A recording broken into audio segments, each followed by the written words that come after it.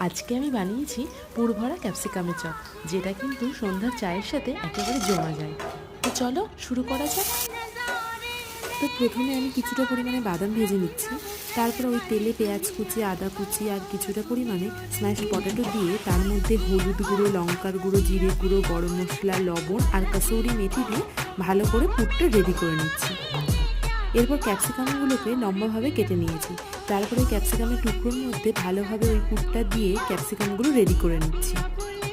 এরপর একটি বাটির মধ্যে 4 টেবিল স্পুন বেসন আর 2 টেবিল স্পুন কর্নফ্লাওয়ার, স্বাদমতো লবণ, লঙ্কার গুঁড়ো, হলুদ গুঁড়ো, চাট মশলা আর গোলমরিচ গুঁড়ো দিয়ে একটা ব্যাটার তৈরি করে নিচ্ছি।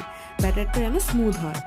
এরপর ওই ক্যাপসিকামগুলো ভালোভাবে ব্যাটারে চুবিয়ে গরম তেলে ভাজলেই তৈরি আমাদের গরমা গরম ক্যাপসিকামের চপ। তোমাদের রেসিপিটি কেমন লাগলো আমাকে অবশ্যই জানিও। চলো টাটা, দেখা হচ্ছে আবার পরের রেসিপিতে।